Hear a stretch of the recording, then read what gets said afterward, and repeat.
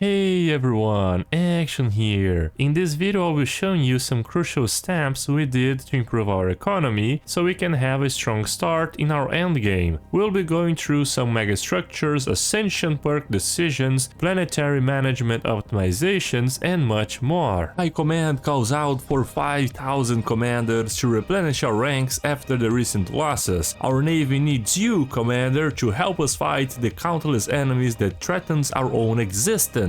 Enlist today and be a part of something greater.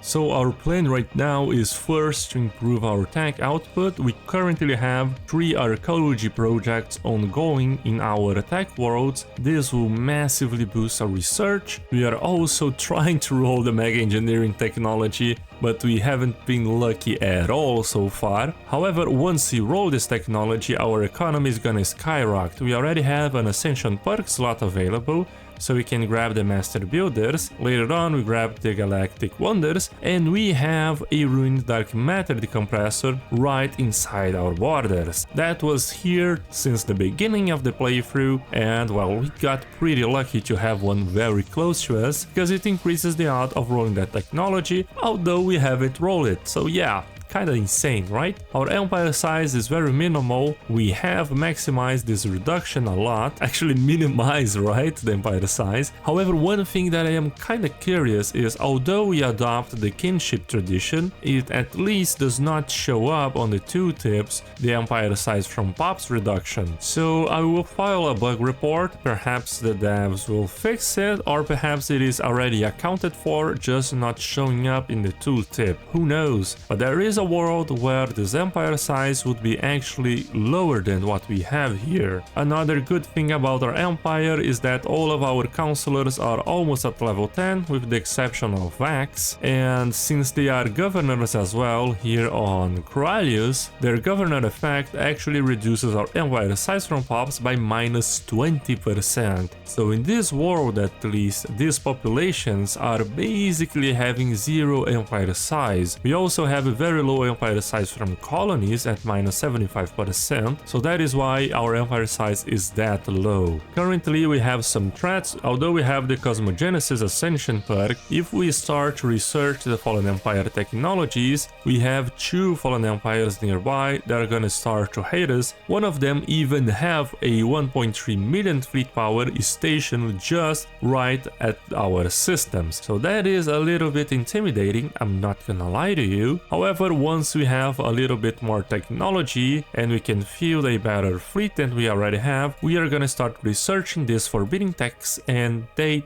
can't even do anything about it, because if they attack us, we're just gonna destroy them. Since we are pacifists, we can't actually declare war. There is one exception that I just figured it out. If you research the existential expulsion technology, you can actually utilize it, although we are pacifists. I don't know if the devs are gonna change it, because it doesn't make much sense for a pacifist to have this research option, but okay. We terraformed Mars, but the planetary crust of Mars has shifted as a result of the terraforming process, leading to a blue lava. This shifting technique displayed several pockets of exotic gases, which have reacted with the alloy-rich mineral deposit, causing the eruptions to develop a vivid blue hue. So fascinating, of course, but it adds the blue lava modifier, reducing our maximum districts by minus 2 and minus 10% habitability. That is so bad. Mars is already a size 13 world, very low, and with this modifier minus 2, so size 11 world,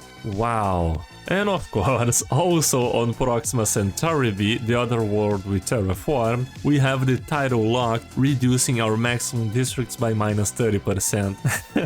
This gotta be the worst terraforming process I've ever seen. We should definitely fire those guys involved in this process. Was the Gilded? Now, since I don't play pacifist at all, I don't even know who the renowned paragons for the pacifists are. So Padma Amidala here, that's the first time I'm seeing her. We can utilize her in the council if we want to develop a more strong hold in the galactic community. So yeah, let's hire you and keep you in the bank for when we need you. Oh, gateway travel technology. That is a huge tech to have since our empire is so expanded in the vertical position. It takes a very long time for our fleets to travel. Let's take Bubbles for example.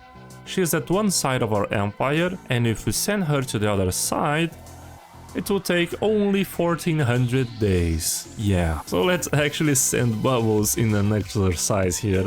She has stayed put in the starbase for far too long. She needs to do a little bit of movement. We have established our colony on Fenahanavis Prime, the first League home world. Now this world is fantastic because we have first the Collapses Head Spire and second the Dense Ruins, increasing all of our attack by 15%. Obviously it reduces the maximum districts by -6, but that's okay, we can actually just reform this into an Ecumenopolis like it was before in their old age. We are also gonna do some change here, removing the Byzantine bureaucracy for the Ascensionists, giving us more benefits whenever we ascend our planets. Now the reason for that is very simple. Our mineral production is being completely destroyed by our factory world on Glaersia. So what we're gonna do is improve these planetary designation bonuses to reduce the minerals consumption. So it only costs us 2.7k unity, and this world is consuming 765 alloys, minerals actually, and if we ascend to level 5, which is the maximum tier for now, it reduces the mineral consumption by half. So with just this simple change, we are now making a surplus of 450 minerals, without even changing a single job. Man, oh, we finally have the mega engineering technology. It is quite expensive, however, due to our massive research output and research speed, it's only gonna take us 22 months. Really? Our guy Kfiox, he can only pick one destiny trait, and it is this garbage? Okay, man, that's so pathetic. Well, poor guy isn't very talented, right? Well, the Senate is about to vote this very bad resolution for us, since it will decrease the habitability and thus our job efficiency. So I think it is a pretty good time we start building up our fleet to increase our military power and thus our diplo weight. So these are the bad boys that are gonna comprise our fleet, the Jin class battleships. They are mainly focused on taking out the Fallen Empire here on the Baokozan Shard, and they are gonna be responsible for taking care of 1.3 million fleet power worth of vessels. I don't know if they are capable of, we just have to see, but we'll build a lot of them though. Now the Assembly of Buton is receptive to us, I don't even know why.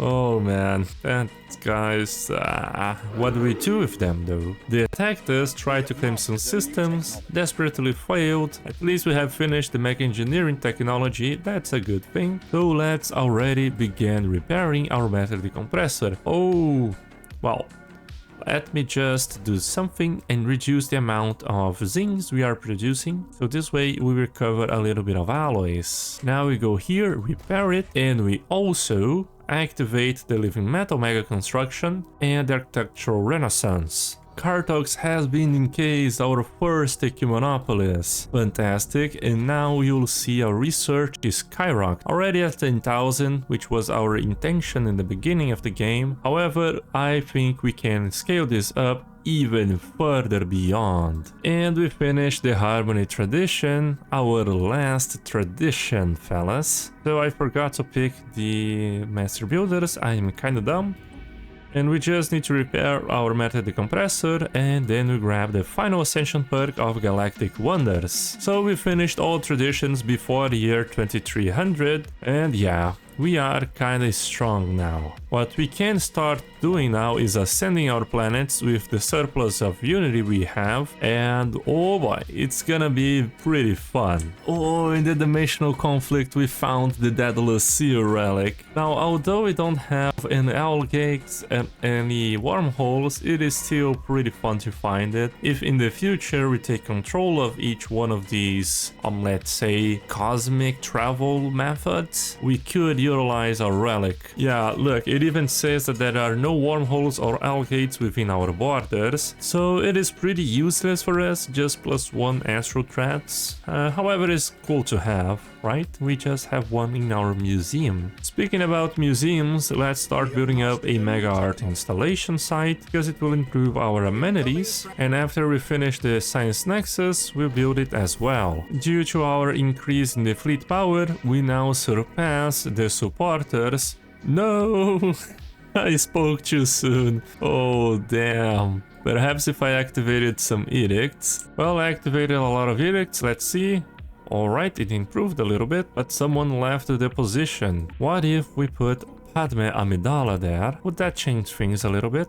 3k more, yeah, I don't know. It is tough, man, it's tough. Yeah, I don't think we're gonna win this opposition, but that's on me. I completely neglected it. I got distracted with all the megastructures and planets and whatnot, and forgot about building up more navy for our fleet power. Yeah, the Senate has voted and passed the resolution.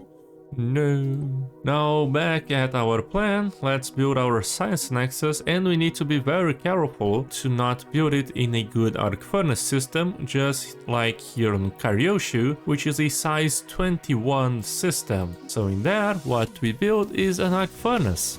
Matter decompressor restored. Fantastic. Now we are gonna get plus 2000 minerals every single month, completely removing the need for any kind of mining jobs. And with this restoration, we also gain access to the Galactic Wonders Ascension perk.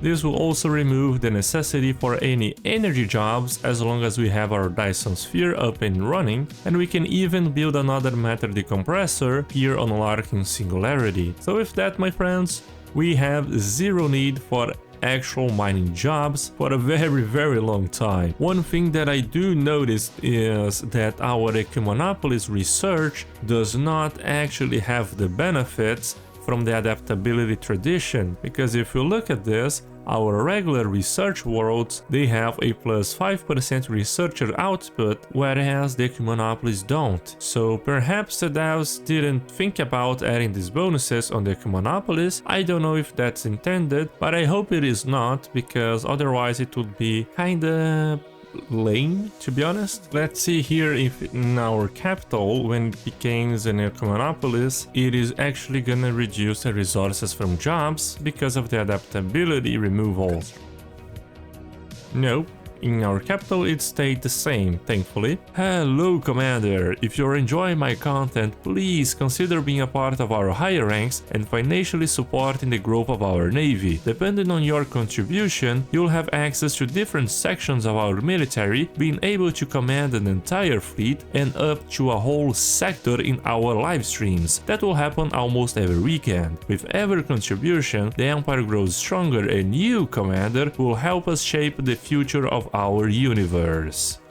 Our tech output already reached 21,000, my friends, and now look at our job efficiency for our researchers. So it's basically 3 times the regular output just from the efficiency, not even accounting for the other bonuses. So here we have what used to be 25 pops in the previous patch, producing us 1,700 physics research. So almost 100 physics for every pop. Actually, it's more closer to 75 physics research per pops, not exactly 100, but I think we'll get there with some more modifiers. Oh, the Great Khan spawned, a new threat is born. Where is it?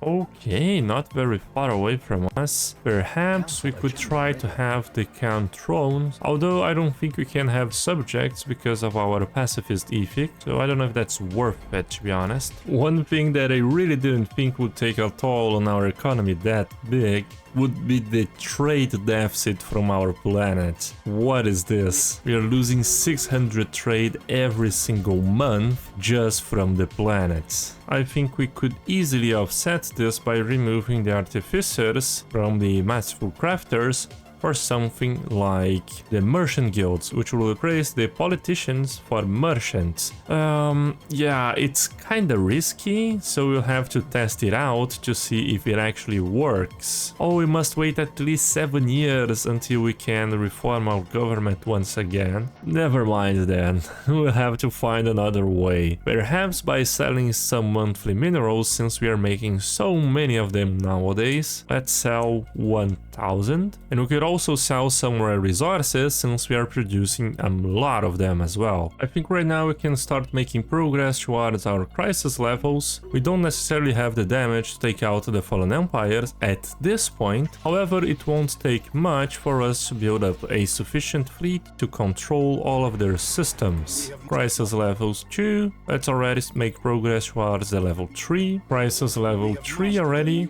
With this, perhaps we could start. Yeah, fantastic. Good technology is already appearing. Oh boy, but we went too far. The Womal cousins wants to bully us, reducing our research speed by minus 50%. Holy. Yeah, we went a little bit further than what we should. I think we gotta take up the negatives at least for 10 years, then we build up a sufficient enough fleet to take all of them out. Now we can start building up the Fallen Empire battle cruisers, so we can fight 2-1-1 at the same level with them. However, just our alloy production is still pretty low. I'm thinking about a way of improving it, perhaps by turning the Corallius into an Monopolis. However, we would gonna lose the Metallurgist output bonus from the regular planet. A tough decision. Whoa, fantastic. The lattice Astral Rift is so good because we gain 9 fractal seeds, which can be expanded on our planet. Those fractal seeds actually improve the maximum number of districts by +1, and all we gotta do is just activate it. Our science in Nexus has been completed, and with that we have reached 30,000 research speed per month at exactly year 2300. So right now we have only 83% research speed because the Fallen Empire humiliated us, but very soon we will build up more fleets to try and take them out. Now our plan for now is to improve our alloy production. So here on the Corallius system we are making our first archaeology project that are gonna be completely focused on having industry. One of our problems right now is the pops. We currently have a very good production in most cases. However, we as pacifists and also inward perfectionists, it is very hard for us from obtaining pops by just conquering other empires. So we'll have to see how we solve this issue. But if you guys enjoyed today's video, don't forget to leave that like button. And as always, I will see you guys next time.